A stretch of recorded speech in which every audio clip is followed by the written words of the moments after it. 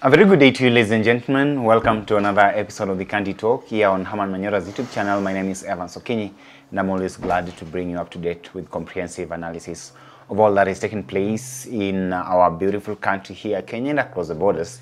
I'm here with Wakili Willie Sotieno. How are you, sir? I'm fine, thank you. I hope your weekend was great. The weekend was good.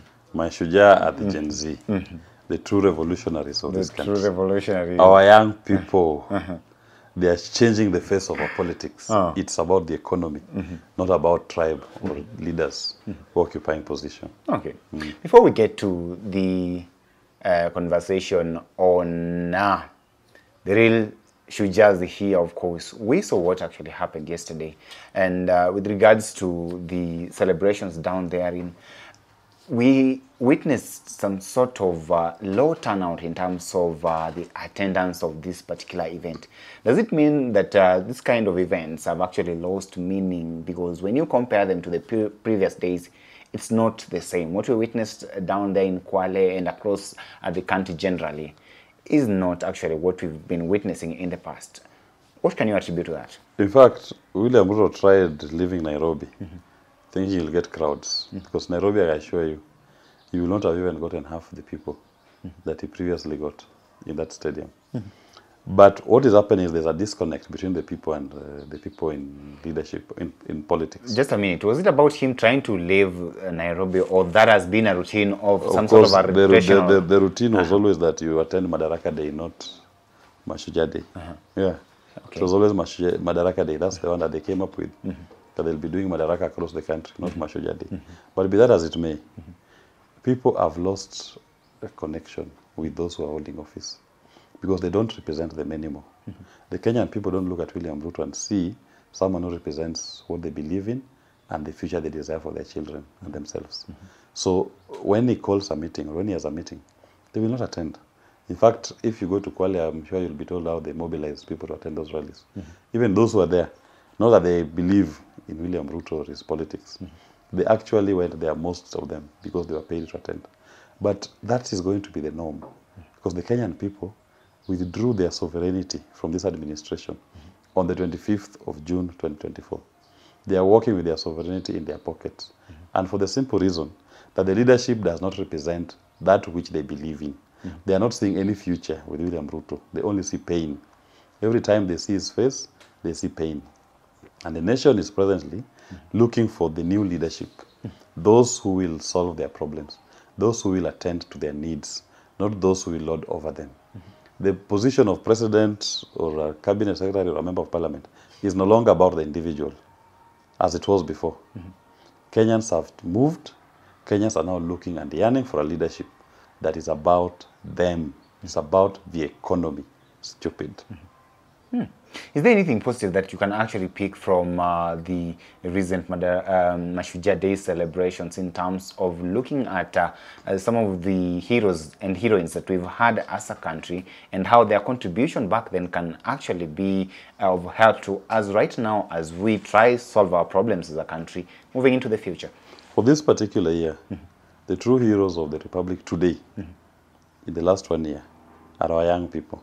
Those who've come out, those who've paid the ultimate price, those who've been abducted, forcefully disappeared, those who are walking around with injuries, who have been maimed, those whose spirits have not died, even when they were faced with police bullets and brutality. Those are the true heroes of this nation. Because those young people that we're talking about, what they've done to our nation is to change the conversation. They've changed the trajectory of the nation from William Ruto and the failed politicians to be about Kenyans fighting and championing for the cause of Kenya. And the cause of Kenya knows no tribe. The cause of Kenya knows no leader. The cause of Kenya knows no political party. The cause of Kenya is about the Kenyan, the best interest of the Kenyan. Whatever you're doing, it must be done to the best interest of the people. That's the Kenyan people. And so we are saying that going forward, the conversation has changed. The traditional political class are still in the old politics, where they think you'll appoint Mtuwetu is sitting there, we are okay. No. Kenyans are no longer about Mtuwetu. Kenyans are about the public good. That which we desire out of leadership. That which we desire out of those who are exercising sovereign power on our behalf, it should be to the benefit of the people, not the individual. And that is why I would say that my true heroes are those who brought this conversation to the fore. And those are the young people who braved bullets, water cannons, police dogs, batons, injuries, maiming. Some even died fighting for this new republic. And the republic is now ready to be born. It will be a republic where every decision that will be made, the overriding consideration will be the best interest of the Kenyan. Those are my heroes. Anything else out of that cannot qualify to be heroes. Because you look at the entire governance spectrum and the impact of the policy decisions that Kenya Kwanza and William Ruto have come up with. It's the same. It causes us pain. There is nothing good that you can say, nothing positive that you can say has come out of this. So that is why for me this year, I give it to the young people. I give it to the Gen Z. They've changed the nation in a way that no politician had singularly managed to change that conversation. Talking about the role of the young people and how they've actually shaped our politics and governance in this particular country with regards to the Gen Z-led revolution that we witnessed the other day, we talk of that. What do you make of the manner in which the police handled those who yesterday, the young people who wanted to remember the lives that were lost on that particular fateful day, and of course a number of days back then when we had those protests. Of course, yesterday we saw how they were handled, and majorly people were saying that this is kind of state-orchestrated mayhem. What do you make of how the state decided to handle people yesterday? You know the police are still living in the past. They are still living in the old Kenya, where they existed to protect the people in power. The new Kenya is not about that. The new Kenya is about the police protecting the people, not the people in power. And the high-handed nature of the response by the state yesterday was quite unfortunate, because they don't seem to understand. The police in Kenya still think they are a force. They are no longer a force, they are a service. And they are meant to serve and to facilitate the people of Kenya in enjoying their rights in the Constitution, in living within the confines of the rule of law, as they've given unto themselves in their Constitution. The action of the police is to be condemned, and going forward, you're going to see more and more police officers being dragged to court to answer to these atrocities. They will not hide under the uniform when committing these atrocities against their bosses, who are the people of Kenya. Police must exist to serve the people, not to cause them pain.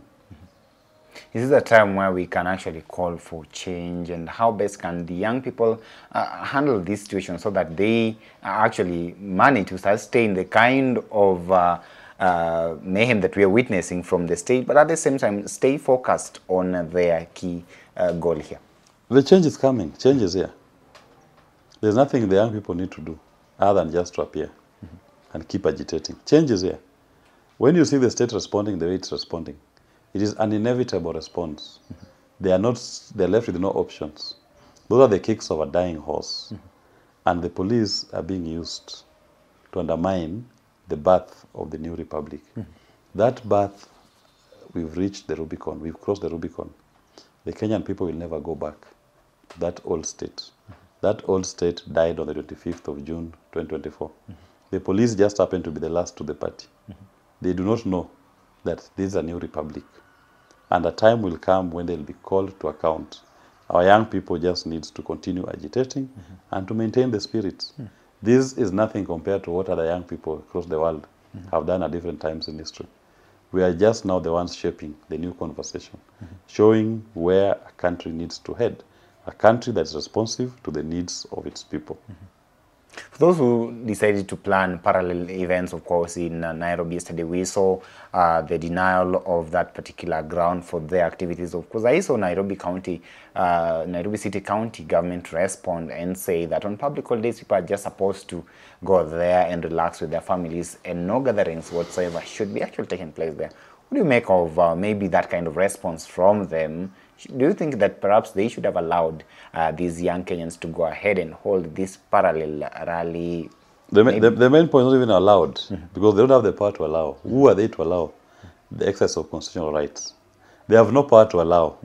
What we should be telling them is they should not have interfered with the enjoyment of the rights by the people.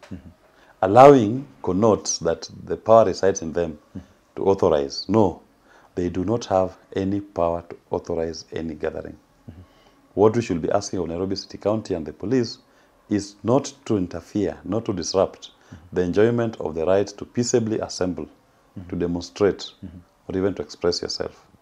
That is what they were trying to do yesterday. They were interfering with a constitutional function, the exercise of rights by those young people who gathered at Uhuru Park. That is what we should call them out for. The enjoyment of those rights is not subject to the acquiescence of the state, Nairobi City County, or even the police. Finally, talk to me about the theme of this particular Mashujadi event. Of course, Bomayang, the president, did, of course, laid a lot of emphasis on his housing program and how he intends to make sure that the lives of Kenyans change towards that particular trajectory. Of course, he made that his main topic, or rather main thing yesterday. Would you say so far so good that maybe the government has done enough in terms of that housing project? thing is the most useless thing you can never talk about. In fact, even the universe did not accept to the lies of William Ruto yesterday. That is why, as he was talking, a flat just came down in Kawa to show that this housing thing is nonsense. A flat came down here, tumbled down in Kawa as he was talking. That is clear demonstration. This housing nonsense is a waste of our time.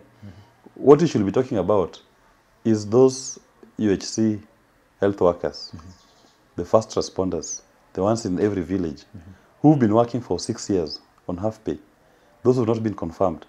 And those people, those young people and the young people are giving it their all. They don't even have a gratuity. They don't even have a pension scheme. Yet they are toiling in every village across the country. Those UHC workers should be the ones that it should have been fitting yesterday. That people have worked for you for over 6 years on contract basis, you are paying them half salary, and they are still out there working every day to help save lives of the Kenyan people. Those are our heroes that should have been celebrating yesterday, if not the young people who've changed the conversation. The JSS teachers who've worked on contracts, trying to hold an education system that is collapsing, giving it their all, waking up early in the morning to make sure our kids are in school and they're getting some semblance of education without any support from the state. That is what he should be focusing on. If he's trying to focus on brick and mortar, he's going to build affordable housing at the affordable. What is affordable about those houses in the first place? There's nothing affordable, because those houses, if you look at the market rates, they're even slightly expensive more than the market rates. For a 1-bedroom or 2-bedroom house, they are slightly more expensive.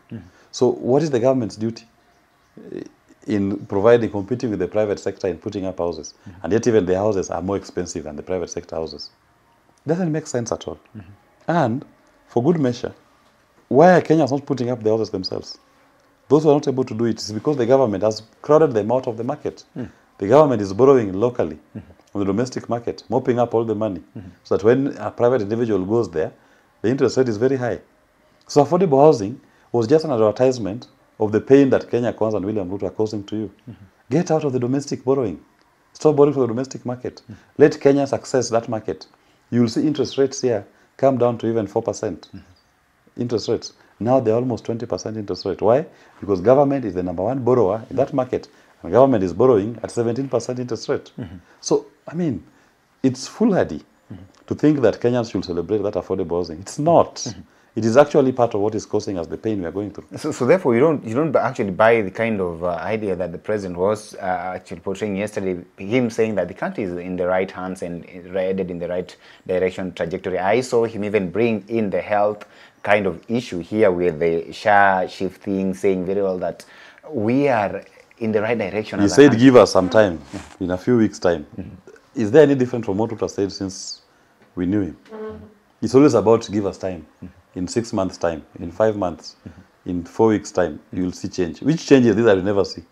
Okay. Before you talk about shift or share, I've just told you, talk about the UHC workers. Okay. The people who are holding the health sector on their backs at the moment. The ones who have not been paid, are being paid half salary. I've worked 6 years on contracts. Those are the things we should be talking about. So what is this shift share you're talking about? You're spending 104 billion. And yet, people cannot even now access the services. They have to pay from their pockets. What is there to celebrate? You're telling somebody who is sick, or tell your disease, your illness, to wait for 4 weeks before it comes back. That person will be dead. There's nothing positive out of this gentleman, if he's one. It is just pain. Pain, pain, pain, and more pain.